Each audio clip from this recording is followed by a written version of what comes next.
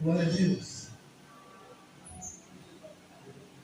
Irmão Davi está aqui. Irmão Davi é um jovem de bênção, né? Meu sobrinho, tecladista. E já foi profetizado para ele que ele recebeu de Deus o dom da palavra. Amém, Jesus. Né? E hoje eu falei, Davi, você vai levar uma palavra hoje. E ele falou, estou aqui. Ele não morreu. Amém? Louvado seja Deus. Davi com oportunidade. Amém, Jesus. Cumprimenta a amada igreja, Pai do Senhor. Amém. Tá fraco isso daí, gente. Vamos fazer melhor para Deus? Cumprimenta a amada igreja, Pai do Senhor. Amém. Gostei de ver, e assim tem que ser. Para Deus tem que ser o melhor. Aleluia! Bom, primeiro demonstrar minha alegria, né, de estar aqui presente com os irmãos, adorando a Deus, glorificando seu santo nome. Vou pedir que os irmãos se levantem, né, referência à palavra de Deus. Amém, Jesus. E para quem trouxe Bíblia, abre em Gálatas. Gálatas, capítulo 2, versículo 20.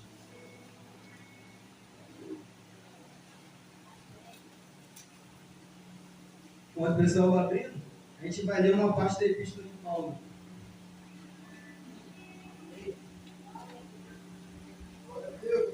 Aleluia!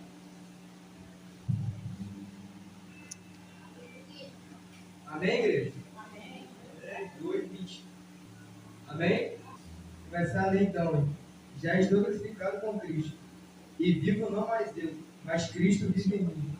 E a vida que agora vivo na carne, vivo lá na terra do Filho de Deus, o qual me amou e se entregou a si mesmo por mim. Amém. Bom, analisando bem esse versículo, o apóstolo Paulo está falando que já não vive mais ele, mas Cristo vive em mim. Assim como ele falou que já está crucificado com Cristo. Então, o que ele está querendo dizer aqui? Dando bem uma resumida, é porque a partir do momento que você aceita Jesus como seu suficiente salvador, ou pelo momento que você passa pelas águas, não é você mais que vive. A sua carne morre e Cristo vive em você. Aleluia. Por isso, muita gente confunde. Tipo, Cristo vive em mim, mas e a minha vida? Agora eu vou explicar uma coisa que pode ser um pouco complicado de entender. Mas essa aí é a minha vida. Se eu falar para vocês que a vida não é sua, alguém acreditaria? Aleluia! A vida que você tem não é sua. Por quê? Você deu a sua vida. Quem te deu a vida foi Deus, ou seja, o autor da vida é Ele. Aleluia, Deus. Ele é o dono da sua vida. E por que quando você mata alguém ou tira a vida do outro, é um pecado? Porque não foi você que deu. Primeiramente, se a sua vida não é sua, muito menos a do outro. Mas por que Deus pode, tipo assim, simplesmente tirar a vida de uma pessoa? Igual Ele já fez, né? Porque Ele é o autor da vida. Vou resumir aqui, vou dar um exemplo. Falando com Jesus, fazer uma parábola aqui, que eu já ouvi. Todos conhecem o quadro Mona Lisa? Amém. Ele foi feito do Leonardo da Vinci. Então, se qualquer pessoa daqui, ou qualquer pessoa, até um milionário, chegar lá e destruir ele lá, ou ele vai ter que pagar com preço, ele vai preso. Mas por quê? Porque não foi ele que fez. Mas agora, se Da Vinci ressurgisse dos mortos e destruísse aquele quadro, o que aconteceria com ele? Alguém sabe responder? Nada. Por quê? Se ele fez aquele, ele poderia fazer ou um outro melhor, ou até um idêntico. Por quê? Ele que fez. Eu sei, se ele destruir, não vai fazer sentido, porque ele pode simplesmente fazer outro igual. Então, por que você não pode tirar a vida de uma pessoa? Porque assim como você não pode dar a vida a ela, você não pode tirá-la. Assim como o Da Vinci pode destruir o quadro que ele mesmo fez, ele pode fazer outro idêntico. Então, entrando nesse contexto, porque muita gente vai se perguntar o pecado da morte. Você tem que entrar nisso, mas só vamos indo que eu estou caminhando a palavra. Tipo, muita gente confunde a pecadinho e pecadão. Tem essa frase por aí. Por que geralmente na Bíblia não tem essa distinção de pecadinho e pecadão? Porque ambos os pecados te levam para o inferno. Ou seja, qual a sua diferença de um assassino que morreu sem se arrepender e de uma pessoa fofoqueira que morreu sem se arrepender? Os dois vão para o inferno. A única diferença é que se arrepende. Pecadinho e pecador não existe. Ambos eles vão para o inferno. Então agora eu vou entrar em outro assunto, corta essa partezinha aí. Vamos continuar, que era só para distinguir, para deixar vocês com a mente ligada. Pode sentar, gente. Perdão por deixar aí que você fizer. Bom, vim falar sobre uma coisa que repercute muito na adolescência, né? Que é uma doença, considerada uma doença, que é ansiedade e depressão. Eu confesso que eu já fui assolado e ainda sou por ansiedade, mas graças a Deus, ela até hoje nunca conseguiu me vencer. Eu estou firme e forte de graças a Deus. Amém, Jesus. Eu vim falar um pouco sobre ansiedade e a depressão também. Porque o que essas duas doenças fazem com a gente?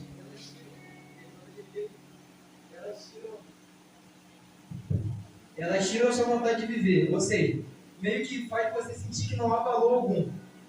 Porque muitas pessoas, para mim, que já passaram de tiver depressão, a pessoa se sente que não tem nada, não vale nada. Ah, minha vida é um lixo, eu não vale nada, ninguém se importa comigo. Pois é uma mentira, mas é isso que a depressão e a ansiedade faz. Eu falo isso porque eu passei por isso. Ainda passo, mas não com tanta frequência como antigamente. Então, eu vou citar uma frase aqui para essas pessoas, nós adolescentes, né, que acham que não vale nada ou que acham que vocês são incapazes. É uma frase católica, dita por Santo Agostinho. Ele falou bem assim, ó, quer saber o seu valor? Olhe para a cruz, você vale um Deus crucificado. Aleluia, Deus. Essa frase, se eu não me engano, eu acho que foi um homem chamado, acho que é Billy Green, alguma coisa assim. Ele falou bem assim, o maior feito da história do homem não foi chegar a pisar até a lua, mas foi Deus descer e pisar aqui na terra. Aleluia, então, Deus. As pessoas que são assoladas por essas doenças emocionais, o que eu tenho a dizer a vocês? Você vale muito do que você pensa, vale mais do que você pensa. Perdão para a minha direção, que não é lá grande coisa. Então você vale mais do que você pensa. Às vezes, quando você está no seu pior momento, acha que ninguém está te vendo. Ou quando você se esconde, vai para um canto, não fala nada para os seus pais, ou até para os amigos, para as pessoas que querem se isolar, porque isso que essa doença faz. Então o que você... Às vezes quando você acha que está sozinho, na verdade não. Deus nunca te abandonou. E Amém. não se esqueça que o Espírito Santo habita dentro de você. Amém, Jesus. Então como eu posso... Um conselho para as pessoas que têm ansiedade e depressão. Você vale muito. Porque se você falar que você não vale nada, você está jogando fora o sacrifício que Jesus fez. Porque Jesus não era obrigado a sacrificar. Se ele não quiser, simplesmente acabou. Aí não quero salvar esse povo. Pronto, Pai, me leva daqui, não quero mais fazer sacrifício. Mas o que ele falou? Pai, se for a sua vontade, afaste esse cálice de mim. Mas como ele só veio para seguir a vontade de Deus, ele passou por tudo aquilo.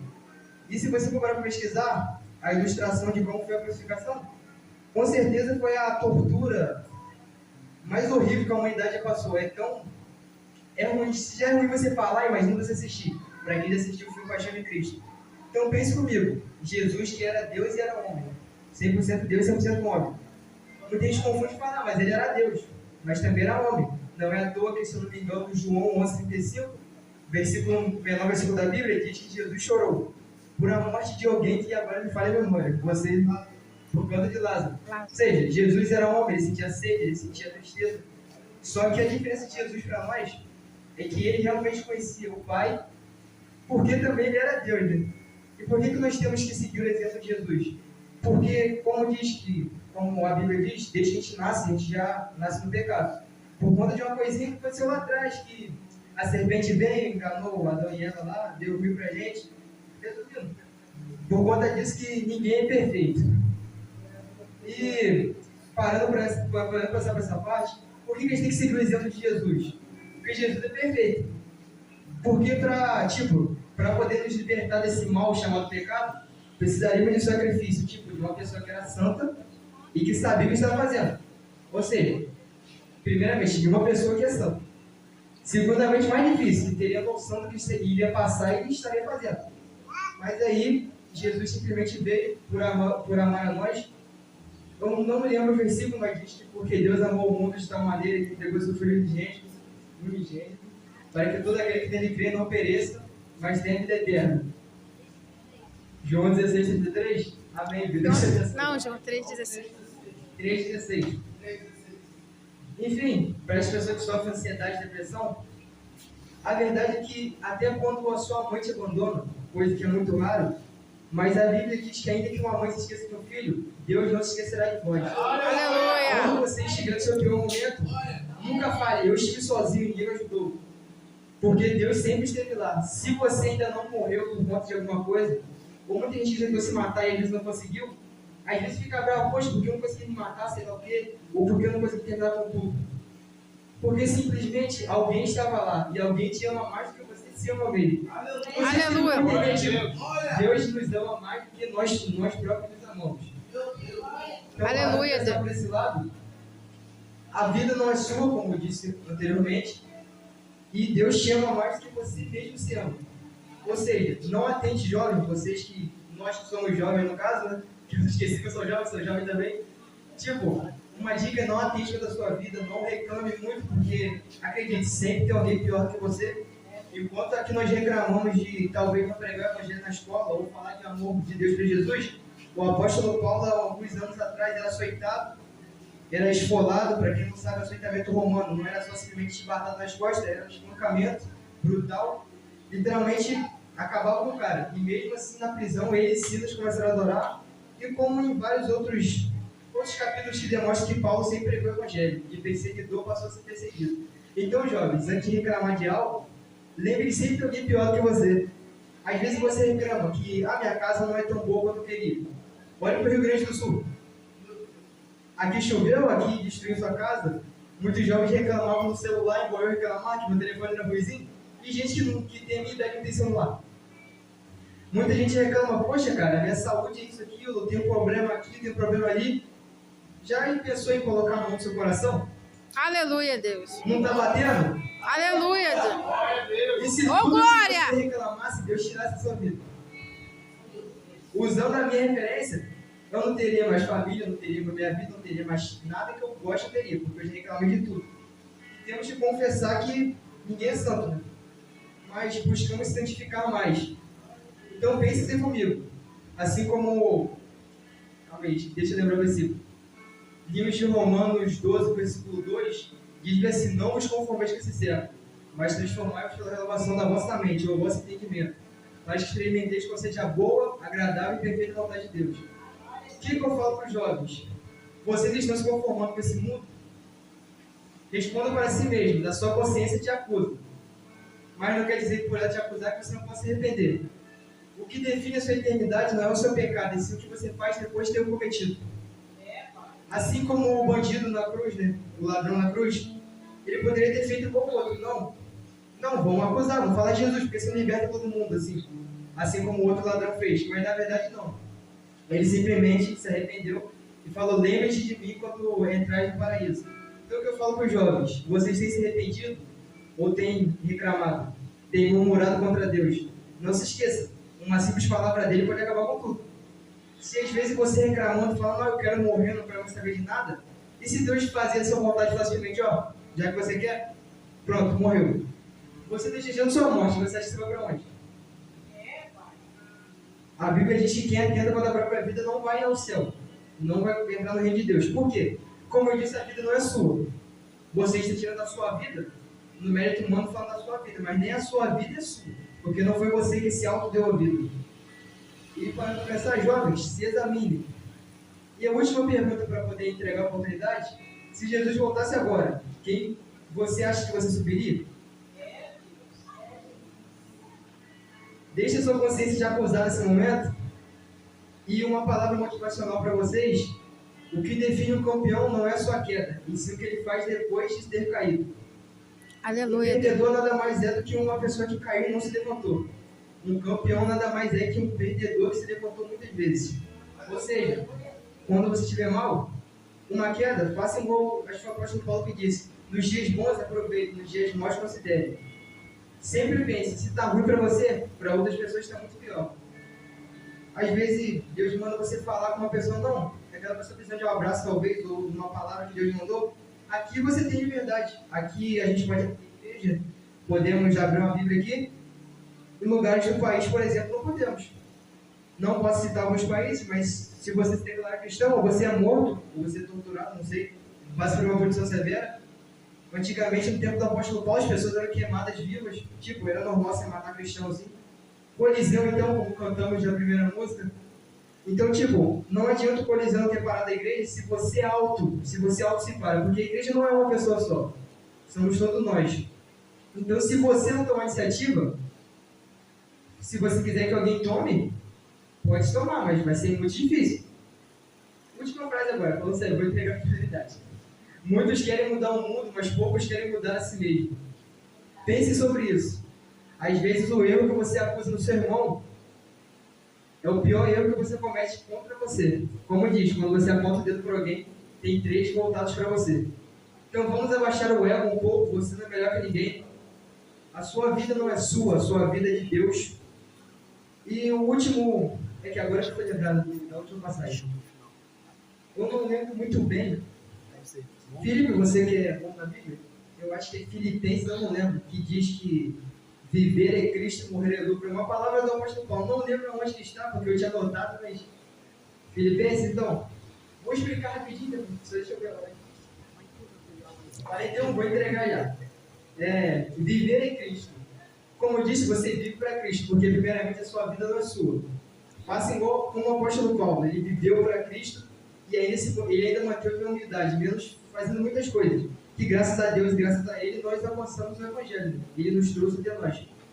Então ele mesmo se fala, eu sou o menor dos apóstolos, porque ele não se engrandeceu.